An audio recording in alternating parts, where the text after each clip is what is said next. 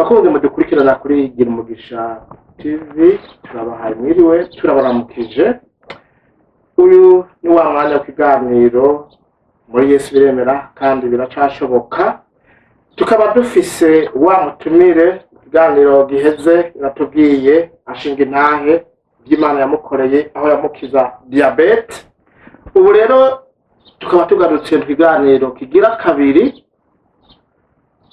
Mu kiganiro kigira kabiri muri Yesu biremera kandi biracashoboka, aho agira atwiganire inyuma yo gukira iyo diabete ivy'Imana yaciye imukorera. Ariko tukamusaba ko yo kwidondora akavuga akazina kiwe kugira ngo abatashoboye kumenya mu kiganiro ca mbere, abatashoboye gukurikirana kugira ngo umuri kiganiro kigira kabiri bashire kumenya uwo ari we. Urahawe kazi. Murakoze. Nitwa Icitegetse Joseline, nkuko abo twari kumwe ubuheze nababwiye. Mazina ntiyigeze ahinduka. Ndi umumama, ndi umudamu, ndubatse, mfise umugabo umwe n'abana 5 b'abahungu, nibo Imana yampezagije. Nkaba ndamukije abakunzi b'ikiganiro muri Yesu biremera kandi biracashoboka. Umwe wese aherereye ndabahaye mwaramutse cyangwa se mwiriwe mu izina rya Yesu Kristo. Ati rero byagenze gute inyuma yo gukira iyo ndwara ya diabete? Nkuko nari narababwiye mu kiganiro giheze ko nagwaye uburwayi bwa diabete. Imbere yaho ntarakira diabete nari nababwiye abo twari kumwe ko abaganga bari batangaye gose, bakatangara ukuntu iyo myaka ndayimaze ngwaye iyo diabete. Nyuma yo gutangara kw'abaganga, ndetse baciye bashiraho itangazo nk'abaganga bivuga ko ntosubira kuvyara. Bamaze kuntangariza iryo tangazo, barambajije ati none wewe ufise abana bangahe? Ndababwira nti mfise abahungu 3. Uwo mwana agira 3 yari afise imyaka 2. Barambwira uti vyoba vyiza ureze abo bobo nk'abana b'abantu babona ko diabete mfise iri ku rugero rwo hejuru. Barambwira ngo diabete yanje yamaze kuba chronique. Baciye bagerageza baransigurira, barandungika no kuba gynecologue ngende bansigurire. Baransiguriye nk'abaganga, ndababwira nti ivyo mumbariye birashoboka, mugabo jewe bivanye nico nakiriye nibanga ngendana, numva menga ntavyo noshobora. Baragerageje barambwira uti none wewe ntushaka kurera abo wabyaye? None wewe ushaka uzopfe abo wabyaye utabareze? Hako upfa utabareze wopfa umurera abo 3 mugabo bakabaho nawe ukabaho. Je naragerageje kubishura, ndabishobojwe n'Umwami Yesu. Ndababwira nti ntaco murakoze, ndagiye kuraba ivyo nzokora. Baragerageje barahamagara n'umutware wanje barabimwumvisha. Kubera ko twari dufise ibanga tugendana, ko twari dusanzwe tuzi ko uwo Yesu agira neza, twarababwiye uti turagiye kuvyiga ivyo tuzokora. Ariko twari dufise ibanga muri twebwe ico dushobora gukora, ko tudashobora kuja gukora ivyo nyene batubwiye. Twarase kwemeranya nabo, ariko kandi atari uko tutemera ivyo bavuga, bivanye no kwemera kwacu, ko kandi ko twari tumaze kubona ko uwo Mwami Yesu amaze kudukorera ibintu bikomeye. Twabona ko n'ivyo ari ibintu bishobora gushoboka. Ati mu kiganiro muri Yesu biremera kandi biracashoboka. Mwavuze muti biracashoboka nubwo twagwaye diabete. Birashoboka ko dushobora kwibaruka mugira muri uko kwizera neza. Twagiriye muri uko kwizera, turavuga ati ko muri Yesu byemera kandi bikaba bigishoboka, reka tugende gusenga Imana. Niyabona ko bikwiye ko twibaruka abandi bana tuzokwibaruka, niyabona ko bidakwiye naho ntinaniwe no kutwugara izotwugara, duca twemeranya n'ibyo n'umutware twubakanye, hama turagenda turasenga Imana. Urumva ko nari nabaye mu bitaro hama bakandungika nkataha, abo twari kumwe mwarumvise uko byagiye bikurikira mu kiganiro carenganye nashikirije. Hama tumaze gutaha niho haheze imyaka 3 hejuru ya bya bindi abaganga babona ko bidashoboka, kubera ko muri Yesu byemera kandi bigishoboka. Naciye samyinda abo nagerageje kubibwira ko mfise inda bakibuka ko ngendana ubwo burwayi, byarabatangaje cyane, bavuga ati none bizogenda gute. Abenshi baranshikiriye barambwira ati rero tugenda wegera abaganga bimeze uku ubegere kugira ngo bagusiriveye, basiriveye iyo diabete, basiriveye n'umwana ari mu nda, uva ku mugenekologe uja ku muspecialiste wa diabete. Ariko haruguru yaho nababwiye nti je ndafise umuspecialiste asumba abandi ba specialiste. Uwo nawe ni Yesu Mwami, nkuko mu kiganiro turiko turagiranira twizera ko muri Yesu bishoboka kandi bikemera. Hama maze gutwara iyo nda, hajya Satani, umuntu arizera mugabo Satani nawe akazana ibintu by'iterabwoba. Maze gutwara iyo nda ntago byanyoroheye, kugira ngo Satani aze ashimangire kuri bwa burwayi bwa diabete. Sinovuga ko iyo nda nayitwaye nkuko nari natwaye izindi, ko mumva ko butari bubaye bwa mbere nibaruka. Iyo nda nayitwaye mu buryo bungoye gose, ariko kandi nkaguma nizera ko muri Yesu byemera kandi bishoboka. Ntugeze ubwira ubwoba ati iyi nda ntwaye muri ibi bihe, kandi abaganga bavuze ukunda kuriya ngo tureke ntizo hafi impitana. Nkimenya ko mfise inda sinagize ubwoba ko izo mpitana, kuko nari mfise icyo navuganye n'Imana. Ariko nk'umwana w'umuntu, kubera ibihe byaciye biba, nkimenya ko mfise inda imaze ukwezi kumwe n'inusu, naciye ntangura kuja mu bitaro. Ariko kandi nongera ndabashingira intaye ko ntagiye mu bitaro kubera diabete. Nagiye mu bitaro jewe nk'umwana w'umuntu, nk'umukenyezi, nkuko abandi bakenyezi bariko baranyumviriza muri iki kiganiro basanzwe bazi bigenda, nyumvira ko ari kumererwa nabi k'umukenyezi afise inda. Ndetse maze no kuja mu bitaro bapimye iyo diabete babona iri ku biharuro bimeze neza, nta n'umuti wa diabete bantera. Naciye nja mu bitaro, ngiye mu bitaro ndabaho kwezi kwa mbere. Nababwiye yuko nagiye mu bitaro inda imaze ukwezi kumwe n'inusu. Hama muri uko kwezi kumwe n'inusu muca mwumva ivyaciye bikurikira ko nategerezwa guca nguma impande y'abaganga. Haruguru yaho nk'umwana w'umuntu, nk'umuntu ari mu muryango, bavuga uti tuje ku baganga turabe ingene bimeze. Muri uko kwezi kumwe n'inusu naciye nja mu bitaro, muri hôpital militaire nyene ngumayo. Byarabandanije ndagwara ubugwayi nyene bw'abamama bafise inda bibungenze, nkaguma nibaza bizohera. Ariko kubera yuko muri Yesu vyemera kandi bigashoboka, ya diabete ntiyasubiye kugaragara nkuko abaganga bavyumvira ati ntwaye inda bizomera uku biso bimera uku. Ndaba mu bitaro kwezi kwa mbere, ndasubirayo, namazeyo amezi 7. Namaze mu bitaro amezi 7. Hama kugira ngo uwo mwami Yesu twizera anyereke yuko ivyiyumviro by'abana b'abantu iyo bamanuye iduza, iyo badugije ikamanura, naciye nsanga afise inda y'amahasa. Haruguru yo kumbwira yuko umuntu agwaye diabete adashobora gusubira kuvyara, jewe umwami Yesu yaciye ampezagiza inda y'amahasa. Ndaba muri ivyo bihe ngwaye, nubwo mu nyuma nashishikaye kumenya ibyo nari ngwaye.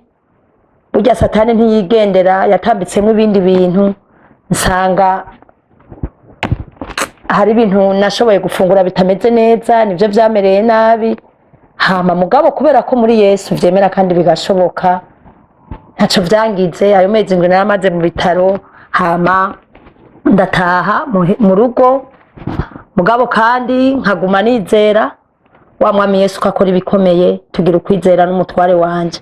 Ntago vyari byoroshe muri ayo mezi yose uriko urabiraba nk'umwana w'umuntu, vyari ibintu biteye ubwoba, vyari bigoye kugira ngo umwana w'umuntu amenye ko nzobaho, ariko kubera yuko muri Yesu bishoboka, ndiho kandi ndi muzima, vyari bigoye kugira ngo nshobore kwizera nk'umwana w'umuntu ko abo bana nzobavyara nkabaho nabo bakabaho.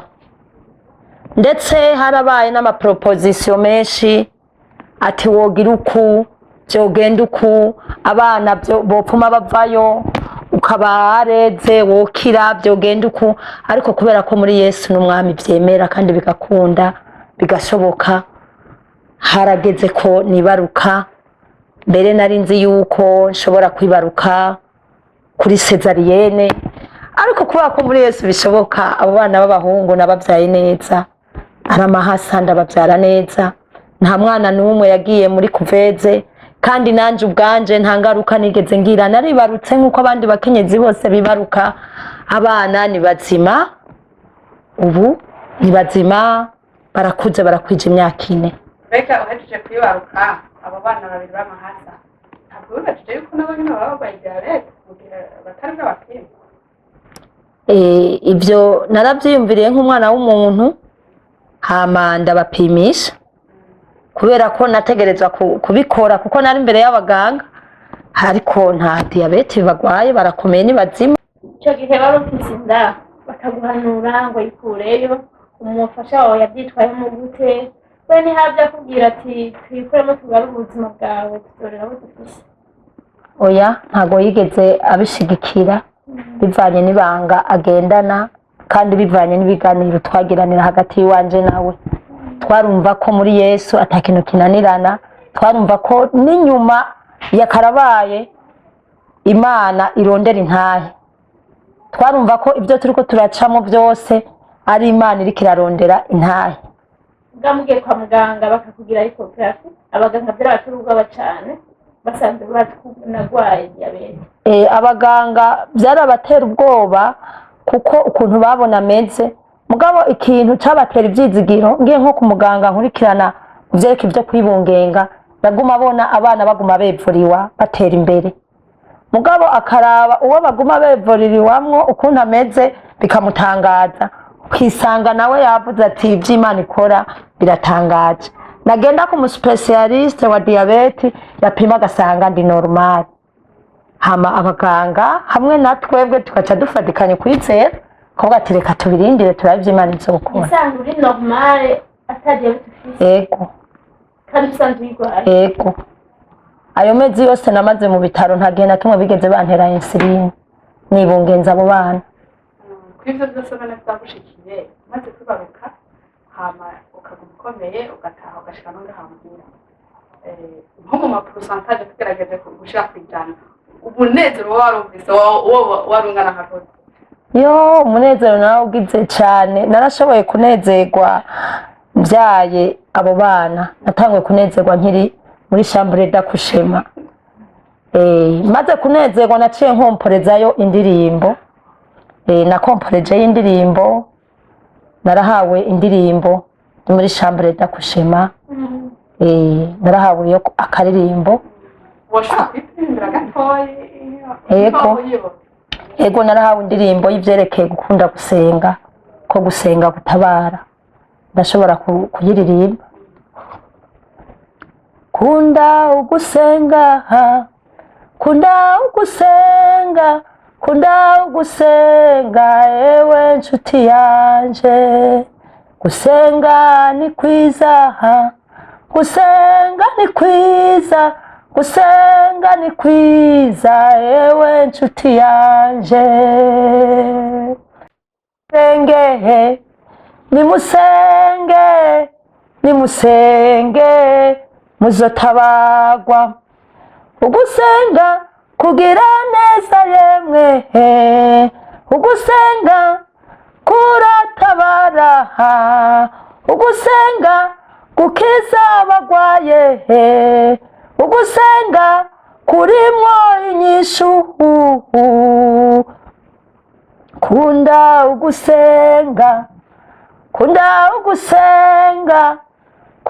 ugusenga ewe nshuti yanje gusenga ni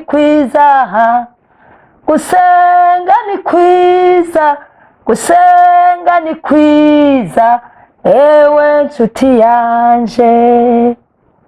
Iyo niyo ndirimbo naciye mpabwa ndi muri ivyo bihe by'umunezero, kuko numva ko atakindi kintu coza kinkuriraho gusenga, bivanye n'ibitangaza Imana yari inkoreye, nkabona ndibarutse neza, abana bazima kandi butoyi, vyagaragara ko yicaye mu nda. Ni ukuvuga ko navyaye bukuru, nkamuvyara haheze nk'iminota 10 ntaravyara butoyi.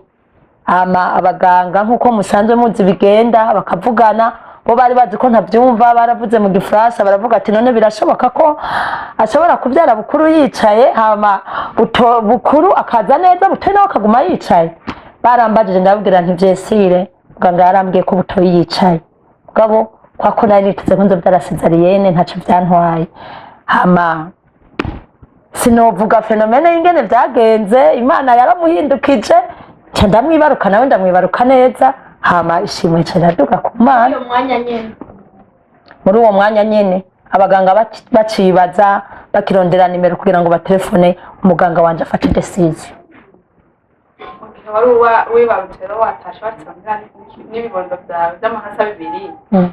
We nawe ntako wamerewe nabi cyane kubera ko wavuze ko ari usanzwe wari warwaye cyangwa wari urwaye ko umeze neza, ntabwo byakugiriye ingaruka mbi kwa waciye wibarutse? Nta ngorane nimwe nigeze ngira, nibarutse neza nca ndataha, nta nubwo namaze umwanya kwa muganga. Nahara ijoro rimwe kuko nibarutse ari mwijoro, nibarutse ari minwi, hama ca ndaharara mu gatondo nca ndataha nkuko abandi bavyeyi bose bataha. Madame Mana yakubwiye neza cyane. Ego yakubwiye neza, waratwigane mu kiganiro cyaheze kumwe yagukije kanseri, irongera gukiza na diabete, igira kigukorera igitangaza, iguhereza abana babiri. Nibaruka neza atanguranye nimwe, ukaba uri muzima. Imana yakubigiriye neza cyane. Ego yagukijije ibintu byinshi cyane, yakweretse ibitangaza byinshi. Ama wewe utari kwishoboza Imana mutari kumwe. Ego yangiriye neza gose. Yankoreye ibintu bikomeye. Igihe twari kumwe narababwiye ko yantabaye intahe ari nyinshi. Inyuma y'ubwo burwayi bwa diabete niho yaca intabara kanseri. Kanseri yoyo yaje mu bintu ntashobora no kumenya, kandi yaje mu mwanya mutoya. Nkuko nabashingiye intahe bwa mbere, ukuntu ukuboko kwamfashe niko na kanseri yaje. Ukuntu vyagenze, naryamye nkomeye, nagorobeje nkomeye nk'abandi bakenyezi bose. Kuri iryo bere ntago twumvise ko turongorewe kuja kwa muganga ngo badukurikirane nkuko basanzwe bakurikirana abantu barwaye amakanseri, kuko nk'umwana w'umuntu niyumvira nti nkaja kwa muganga baca banca ibere. Mugabo nkaca nibuka ko n'igihe nagenda nari nzi ko bazonca ikiganza cyose ataco baciye, nkaca ngira ukurema, nkaca ndayibwira rero nti Imana rero kumwe wankiza kwa kuboko, n'ubu urashobora kunkiza ikanseri yo mwibere. Naragiye ngaho ndayigwara ntago vyoroshe, nari mfise ububabare budasanzwe, ariko hamwe n'ivyo kuko muri Yesu byemera kandi biracashoboka, nkaguma mbona abasenzi baza kunsengera, abatari bake muratahura iryo banga, ndetse uko mpwemu w'Imana yagenda atanga urutonde niko nagenda ndarukora, nkagenda mba hafi y'Imana, mba hafi y'ibirenge by'abakozi b'Imana, inshuti n'abagenzi bamba hafi. Hama haragera igihe ibere rirabyimba cyane, nkuko mubibona ku ifoto ntabwo byari ibintu byoroshe, murabona ko bitari ibintu byoroshe ku mwana w'umuntu, ariko muri iki kiganiro muri Yesu birashoboka kandi biremera, biracashoboka kandi biremera, nta kintu na kimwe cananiye Imana. Ni ukuvuga ko muri iyi ntahe yanje nagira ndababwire ko nta muti wa kanseri wangezeko, nta rushinge rwangezeko, ariko nizeye Yesu wenyine. Iryo bere wararigwaye rirakira, utagiye kwa muganga, ata muti, amasengesho nyine gusa. Ego, iryo bere sinigeze nja kwa muganga ngiye kwivuza ibere. Nta n'umuti w'ikirundi nta muti nigeze mfata, nasenze Imana gusa rimaze kumeneka nk'uko mubibona kuri aya mafoto. Narahamagaye abaganga b'abagenzi kuko ndafise, murumva ko nabaye mu bitaro kenshi. Iyo baye mu bitaro kenshi uragira n'abaganga b'abagenzi, ndababwira nti nimumbwire antibiotique iri foro no fata gusa. Bobo nk'abana b'abantu baragereje kumbwira ati ja kwa muganga bigira uko, ariko jewe narumva ko ntarongorewe kuja kwa muganga. Nafashe izo antibiotique hama nkahanagura, nkafata izo antibiotique nkazisengera, abagenzi bakaza bakansengera, nisanga Yesu yangiriye neza arankiza. Ubu narakize meze neza, nta ngorane nimwe mfise, kandi naragiye kugira ngo maramaze Satani, naripimishije nasanze ndi umukenyezi akomeye, nta kanseri mfise. Imana icingirira neza muri ubwo buryo, nta muti w'ikinuni nanyoye kandi nta n'abaganga nagiyeko, ariko nagize ukwizera hamwe n'umutware wanje, turemeranya hamwe n'umuryango uri hagufi yanje. Baragerageje barambwira uti rero ko wagize ukwemera kwawe kuzogukiza. Hama turasenga Imana, ubu narakize meze neza. Ego, mu kiganiro muri Yesu biremera kandi biracashoboka. Murumvise uyu mukenyezi, uyu muvyeyi, umuvyeyi maboko igihumbi, murumvise byagiye bimusurirana ko bitandukanye, ingwara, diabete, kanseri, ariko hamwe n'ivyo yagize ukwizera, arizera Imana ko bizoshoboka. Rero muri uyu mwaka turangize w'2024, kuri wewe wakubereye umwaka udasanzwe, aho uvuga uti ndashima Imana yankuye hariya. Niki witeze muri uyu mwaka w'2025 uravye ivyo Imana yagukoreye? Ego, uyu mwaka uheze 2024 nawe umaze afise umunezero udasanzwe rwose, kuko wabaye umwaka maze ntari mu bitaro, wabaye umwaka maze nicaye mu bana, wabaye umwaka maze nshima Imana n'inshuti mu rusengero nkanezerwa, kuko iyindi myaka wasanga iheze ndi mu bitaro baza kundaba mu bitaro. Ukuvuga ko rero nashoboye kunezerwa cyane muri uwo mwaka urenganye, nagize ishimwe rinini rwose rivyibushe. Hama uyu mwaka rero wa 2025 ndawitezemwo ibintu vyinshi. Ikintu ca mbere ndawitezemwo nuko nzokorera uwo mwami wanje kandi cyane, suko ntahora ndamukorera, ariko azobinshoboze ndamukorere birushirije cyane. Nukuvuga ko iminsi yose nzobanza gukora ivyiwe vy'uwo mwami, hama ivyiwanje bize inyuma, kuko nta rindi shimwe numva nozoha uwo mwami wanje. Kandi uyu mwaka nipfuza ko nzowukoramwo nkawamamazamwo ubutumwa hirya no hino. Nk'uko mu mwaka warangiye naho nari mfise ubwo bugwayi ntarakira neza, nicabujije ko namamaza ubutumwa, kuko naragiye no muri Kongo Igoma ndaja kubuvuga nkifise igikomere, ntabwo byanciye ivuto. Rero uyu mwaka nzobuvuga cyane, kuko nzogenda nkomeye. Numva nipfuza ko noja ahantu hatandukanye kugira ngo mvuge uwo Yesu wanje ibikorwa n'ibitangaza akora.